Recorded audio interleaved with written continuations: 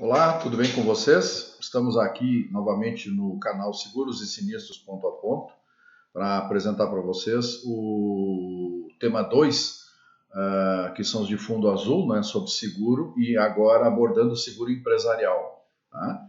Nós vamos entrar então no segundo vídeo do tema que eu chamo de Conhecendo as Coberturas. Tá? Essa é a segunda parte, então, das coberturas do seguro empresarial. Tá? E vamos dar uma analisada em 4 tipos de coberturas adicionais, evidentemente que além da cobertura básica que nós temos aí, né? Nós vamos falar então sobre alagamento e inundação, né? Vamos falar sobre mercadorias em ambientes frigorificados, danos elétricos e equipamentos eletrônicos. Todos coberturas de grande importância, reputo, algumas variando, evidentemente, que de para cliente, né? Mas são de grande importância. Tá? Então, eu sugeriria que vocês acompanhassem os vídeos até o fim, para que não percam essas informações. Tá? Eu estou, evidentemente, usando um clausulado base, tá? Pode variar, pequenas variações entre seguradores, tá? Mas por enquanto o mercado ainda acompanha, digamos assim, o que cobre e o que não cobre, está dentro de uma média normal, não há grandes variações. Tá? Então vamos lá, eu estou com a minha colinha aqui na mão, porque a informação, tem muita informação aqui, não dá para guardar tudo de cabeça, evidentemente, né? Então vamos dar uma olhada então nessa condição aqui do alagamento e inundação. Hoje alagamento e inundação é considerado, digamos assim, basicamente sinônimos, né? E como cobertura adicional, ele tem essa função. Claro que até o limite do valor identificado na pólice, né? A função dele é pagar perdas ou danos materiais por o quê? Entrada de água nos edifícios provenientes de quê? De aguaceiro, tromba d'água ou chuva, seja ou não consequência de obstrução ou insuficiência de esgoto, tá? Galeria pluvial, desaguadouros e similares. Entupiu alguma coisa, encheu a rua ou a avenida e alagou a minha loja. Não importa, isso é um alagamento. Tá?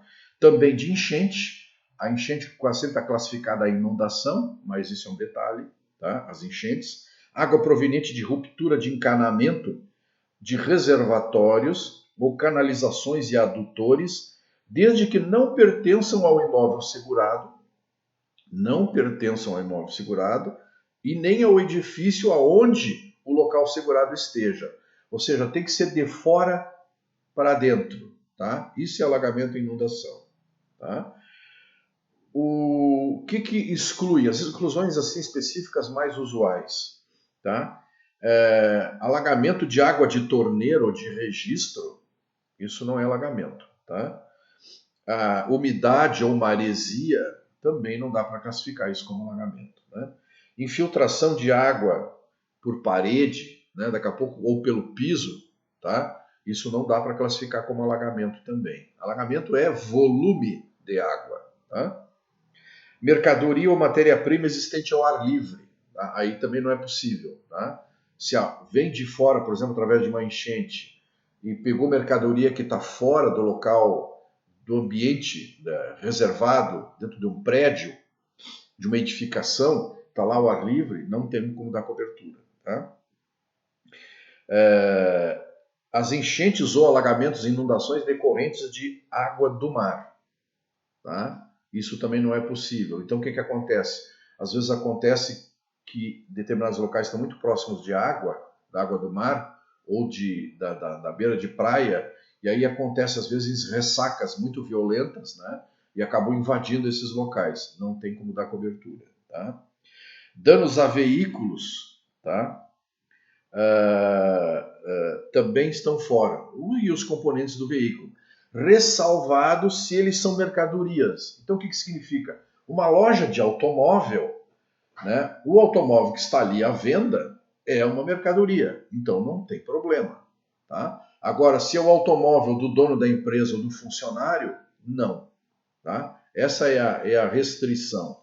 Tá? Então, alagamento e inundação é uma coisa muito interessante de se ter, tá? Não é uma cobertura absurdamente cara e pode ser de grande utilidade para o cliente, tá? Passamos então agora para os danos a mercadorias em ambientes frigorificados, tá? Que tipo de cobertura é isso? Tá? Perdas e danos materiais causados a mercadorias em consequência de quê? Primeiro, vamos falar do que é um ambiente frigorificado. Uma câmara fria é um ambiente frigorificado, tá? Digamos um freezer gigante, tá? E olha, eu já tive essa oportunidade como até inspetor de risco e como regulador, eu já tive em câmaras frias de 1.000 metros quadrados, tá? E com pé direito de mais de 6 metros quadrados, né? Então pode ter uma câmara fria de 20 ou 30 metros quadrados, como podemos ter uma câmara fria de 1.000 metros quadrados, tá? Então, ambientes que estão sob refrigeração, tá? Atende o quê? Danos materiais em consequência de ruptura ou quebra ou desarranjo acidental do sistema de refrigeração, ou seja, houve uma quebra, vazou gás, perdeu refrigeração. O que acontece? A temperatura, digamos que estava lá menos 10 graus, começa a subir, né? Menos 8, menos 7, menos 6, e daqui a pouco a mercadoria precisa ser conservada essa temperatura. Depois de algum tipo de um número de horas, ela é considerada como deteriorada, e aí é que vem a perda, né? Vazamento, descarga ou evaporação de substância refrigerada, quase sempre é amônia que é usado nesses sistemas de refrigeração de grande porte, né? Ou então os compressores são menores e usam um gás refrigerante tradicional que usam nos aparelhos de ar-condicionado também. Então a perda disso também vai provocar ineficiência do sistema, aumento de temperatura na câmara e os danos, né? Agora, como é que a gente caracteriza o sinistro, vamos dizer assim? Se esta falha perdurar por mais de 24 horas, em caso, por exemplo, de perda de corte de energia elétrica, que é o outro problema que pode ter. O gás refrigerante vazou, ruptura de tubulação vazou, é automática a perda da câmara fria, né? A temperatura vai começar a subir. Agora, se falta eletricidade, a câmara fria está tudo ok, só não tem a eletricidade. Se ela permanecer por mais de 24 horas, está caracterizado o sinistro, tá? Ou, se porventura isso perdurar durante 72 horas, são 3 dias, e nesses 3 dias a soma das horas chegar a 24. Tá? Às vezes há quedas, né? E retomada de energia intermitente. Se somar mais de 24 horas em período de 72 horas, também estamos dentro de um sinistro de dano de mercadoria em ambiente frigorificado. Tá? E também cobre despesas, tá, com medidas tomadas para redução do prejuízo. Eu estou numa condição dessas, eu sei que eu não vou conseguir, a minha mercadoria vai ser perdida. O que eu posso fazer? Se eu tenho num vizinho ou numa proximidade alguém com uma câmara fria que pode me ceder, me alugar, eu pego aquela mercadoria rapidamente e transfiro para lá. Eu vou ter um custo de transferência, porque eu vou ter que precisar de um veículo também refrigerado, eu vou ter que alugar uma outra câmara fria, né? Essas despesas são pagas. Por quê? Porque a intenção é diminuir o prejuízo, tá? Então, se rompe uma câmara, agora não tem que ficar com os braços cruzados esperando, né? Até que a coisa vá embora. Pode-se tomar essa atitude também, tá? Existem outras questões também que envolvem, aqui nós estamos falando de câmara fria de mercadoria, mas existem, por exemplo, aí há variações entre os segurados, entre os seguradores, tá? Mas, por exemplo, imaginem assim clínicas onde tem vacinas armazenadas, onde tem sangue armazenado, as pet shops, tá? E as clínicas veterinárias, também isso é importante, tá? Tem tratamento para isso também com alguns detalhes, tá? Então, essas empresas também têm possibilidade de terem a garantia, né? Não é só um supermercado ou um açougue, por exemplo, né? Dando dois exemplos, ou uma fábrica de sorvete, né? Não é só aí que existem essas câmeras, né? Você pode ter freezers, né? E esses freezers perderem essa condição. Também podem ser utilizados, tá? Qual é as exclusões nesses equipamentos aí que a gente tem, tá? As exclusões básicas são as seguintes, tá? Se eu tenho uma câmara fria, mas eu superloto ela, tá? O que acontece? A câmara fria ela é projetada para uma determinada carga de material, tá? A ser refrigerado. Se eu coloco em exagero, o meu sistema de refrigeração não vai conseguir atingir as temperaturas recomendadas. E aí a mercadoria vai se deteriorar. Isso não é sinistro, né? O sinistro é um evento de causa súbita e imprevista. E aí não é. Superlotação de câmara, a mercadoria não vai conseguir atingir a temperatura adequada, vai ser perdida, tá? Isso é risco excluído, tá? É um prejuízo que não vai ser indenizado, tá? A outra, se a câmara fria tiver já com defeitos e não tiver condição, só que aí a regulação, né, o perito que for ao local vai ter que identificar isso para fazer a negativa, né? Câmara fria com problemas já, tá? De falta de manutenção, por exemplo, tá? Não vai cobrir também despesas de colocação de líquido ou gás refrigerante. Esse não é o objetivo, isso é manutenção, né? E perdas ou danos causados por incêndio, explosão ou implosão ou fumaça. Por quê? Essas condições estão lá na cobertura básica, tá? Então, câmara fria era isso aí, também é um elemento de bastante importância, tá? Vamos agora comentar com você sobre dano elétrico, tá? Esse vai ser um vídeo um pouco mais longo, já estão percebendo isso, tá? Mas é importante a gente analisar eles, tá? O dano elétrico, tá? É uma cobertura que vai ser atendida para quê? Para as máquinas e equipamentos de instalações elétricas e eletrônicas, tá? Elétricas e eletrônicas. Decorrentes de quê? Anomalias na tensão, sobretensão ou subtensão, tá? Curtos-circuitos, calor gerado acidentalmente pela eletricidade, tá? Descargas elétricas, eletricidade estática e queda de raio, tá? Vem a pergunta, às vezes a pessoa, mas a queda de raio está lá na cobertura básica. Quando atingido o local do sinistro, com sinais inequívocos, sim, está na básica. Caso contrário, acaba se transformando num dano elétrico. Então é importante se ter a cobertura por um desses motivos, tá? Então também por dano por queda de raio, dano elétrico da cobertura, tá? Quais são as exclusões mais específicas disso aí, tá? Desgaste natural. Se a gente olhar o equipamento e ver que tem problema de desgaste, faltou manutenção, o perito vai recusar, tá? Desligamento intencional de sistemas de dispositivo de proteção e controle, tá? Existem sistemas de controle que evitam os danos, tá? Em quadros de comando, em equipamentos mais sofisticados, tá? Existem esses sistemas de proteção. Agora, se eles forem desarmados ou precisam ser substituídos e não são, se o perito olhar e identificar isso, ele não vai dar cobertura também, tá? Não cobre o quê? Fusíveis, relés, baterias, resistências, lâmpadas, tá? Lâmpada de projetor, de data show ou coisas similares, ampolas e tubos de raio catódico. O que são isso aí? Eu lancei um vídeo a respeito de problemas com dano elétrico e equipamento eletrônico envolvendo esses tipos de sistemas, tá? Que estão voltados à área de medicina, tá? Então lá vocês vão ter a orientação do que significa um tubo de raio catódico, tá? Olhem esse vídeo que vocês vão achar ele muito interessante, tá? Então é outro tipo de risco excluído, tá?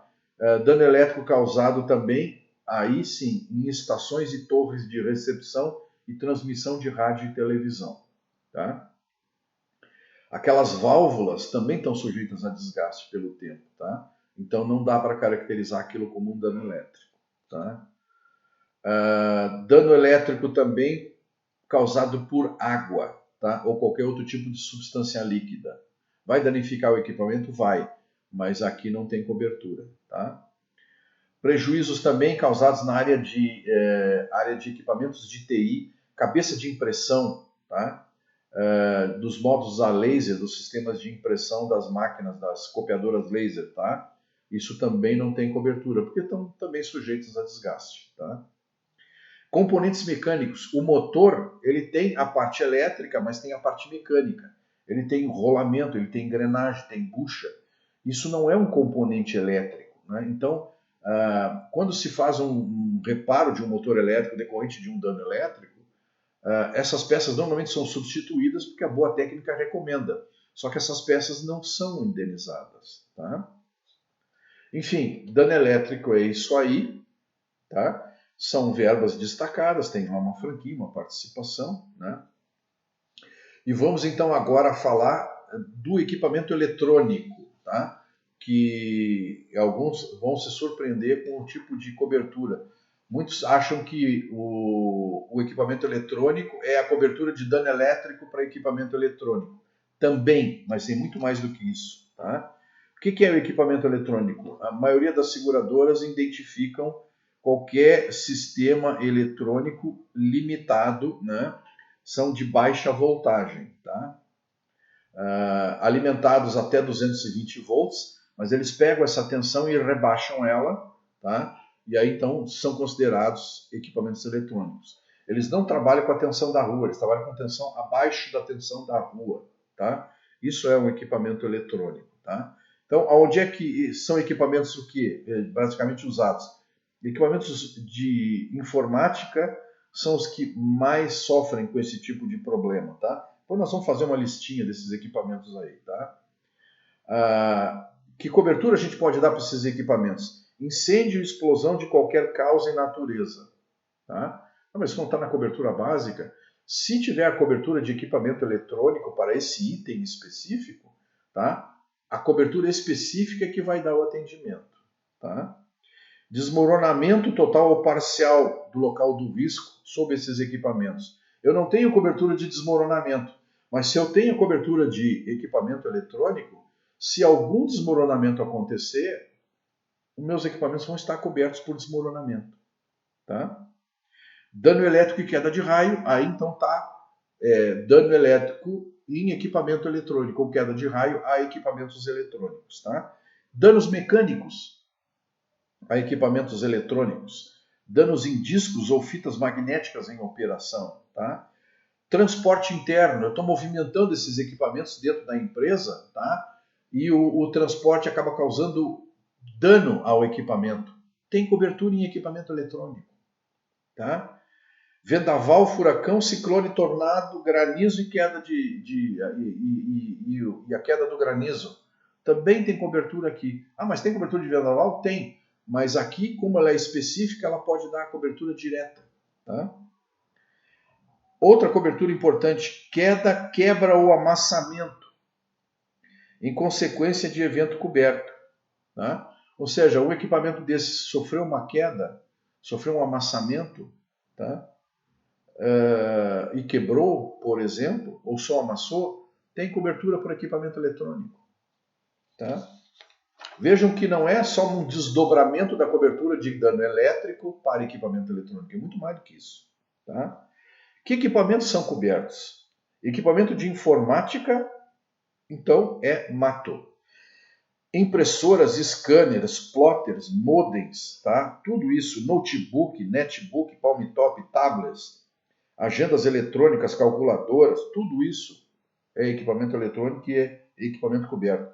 Copiadora, relógio ponto, caixa registradora, câmeras de circuito interno, aparelhos telefônicos, centrais telefônicas, aparelhos e equipamentos odontológicos, médicos e hospitalares. Aqui, então, é fundamental, porque são equipamentos muito caros e precisam ser bem protegidos, tá?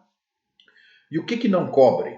Tá? Não cobre são os softwares, tá? ou equipamentos quando mercadoria do segurado. Se for mercadoria do segurado, não cobre. Aí a preocupação deve ser por outra via de cobertura. Tá? Equipamentos portáteis utilizados fora do local segurado. Tá? Esse é um tipo de produto que tem um local do risco específico. Tá? Aparelhos telefônicos celulares também não, porque eles são móveis, podem ser levados para fora. Tá?